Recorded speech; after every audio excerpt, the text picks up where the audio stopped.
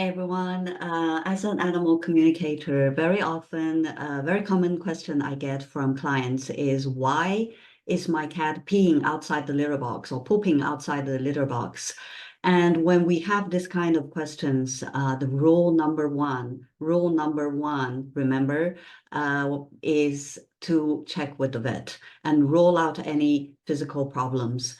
We're going to talk about the 7 points today. So rule number one is always the most important, is check with the vet, because when you see a cat suddenly changed his behavior and suddenly started to use the litter box not in a proper way, it is very common that it could be urinary tract infection. That's a very common disease, or it could be kidney disease or some other kind of infection. So it's very important that we need to rule out physical issues before you go to any other consultations. And rule number two is to pay attention to environmental changes. Has there been any changes in your environment? Meaning, have you changed your routine? For example, has there been any new members in the household, whether it's new human or new cats, new dogs, or any other pets?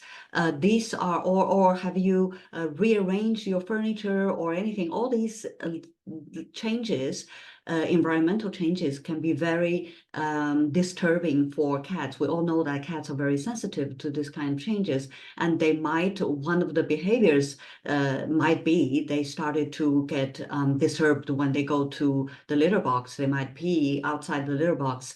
And rule number three, check the cleanness of your litter box. How often do you clean the litter box?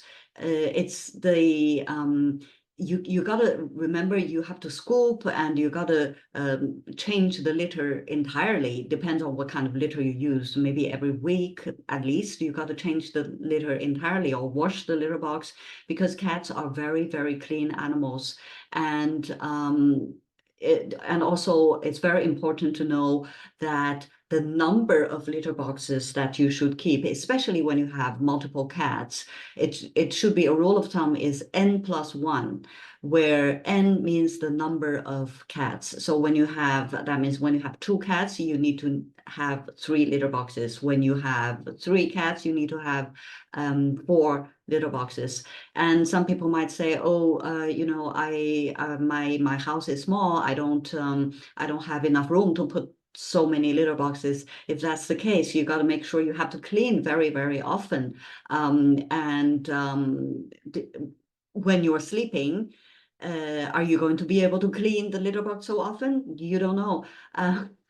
Cats are extremely fussy animals when it comes to cleanness. They're very clean animals, and they don't like to use litter box if they don't think that's clean. It's actually the same for us humans, right? If you go to a public bathroom and if it's not clean, you probably would prefer to go to somewhere else, right?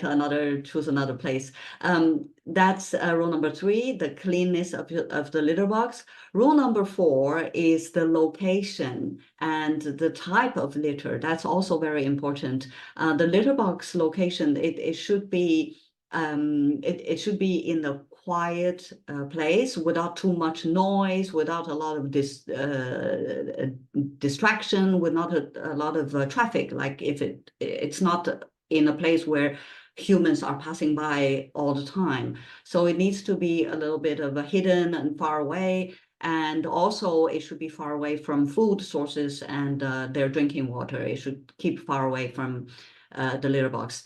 And also the type of litter boxes. Some cats, they don't like the covered type. The covered type is designed for humans. It makes it easier for humans, like, oh, I don't need to clean the litter box, so the smell can be contained inside, but it's not actually cat friendly. Many cats, they don't like to have that confined covered type of litter box. And also the litter type, of course, different cats have different preferences. And when you need to change the litter for whatever reason, you got to change it gradually, mix the top part with a new litter, and the majority, like 20-80, maybe 80% on the bottom is still the original litter, and then you increase the proportion gradually, not just change from one day to the other. All these are, it could cause distress if you suddenly change the entire litter or add a smell or whatever. The cats could be disturbed, and they might want to avoid using the litter box properly.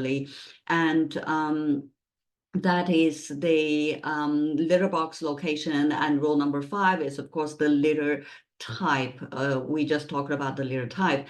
You also you need to try different types of litter. There are many different types of litter on the market, and unfortunately, many types of litter were designed for human convenience, not for cat convenience. So you gotta find something that your cat really loves and it's good for them. And then rule number 6 is stress and anxiety. Remember, cats are easily stressed, and they are very sensitive animals, and you need to be able to be very attentive to what could cause their stress. Try to comfort them and reduce the source of the stress if you know why. And you can, if you know for whatever reason your cat is stressed, either it's because of a human situation. Sometimes when your family has some kind of emotional problems with certain family members, your cat can feel that stress. So you can use some natural products, such as Feliway and the Rescue Remedy. These are natural recipe for calming cats and reduce their stress. And also, finally, rule number 7 is addressing the marking behavior. This is common in multiple cat families. When the cats started to mark, when they mark their territory, if they don't have enough space, and they will start to mark their territory by peeing outside the litter box.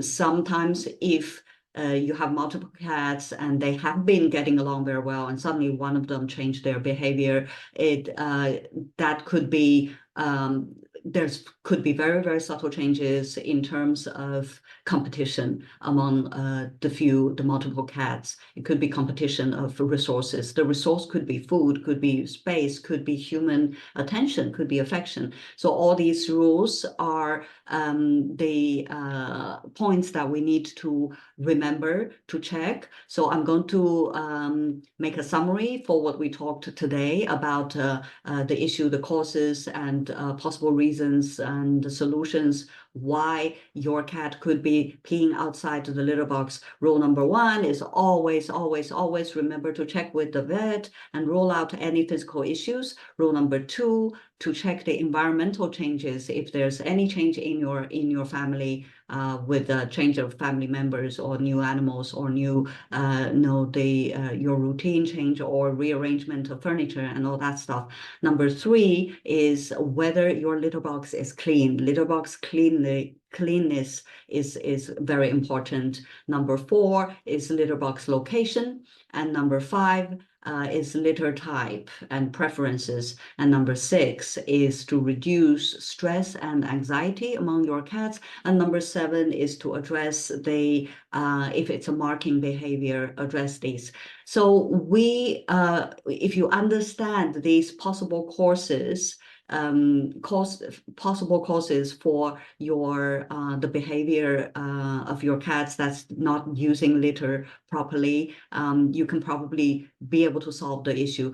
If you have already ruled out the physical issue, for sure, they're totally healthy, and you have already observed, there's no environmental change and all these other issues, litter box cleanliness, and you're not getting the reason, you're still not solving the problem, you don't see any improvement, then the next step, you can consult a cat behaviorist or an animal communicator. I hope these tips are helpful, and follow me on social media, and visit my website, uuhealing.com. And also, if you would like to learn more, and if you would like to get regular tips and teaching on animal behavior, animal healing, animal communication, you can join the waiting list of my new community, is uuhealing.club. I'm going to later put the links in the comments below. Thank you for watching. Bye.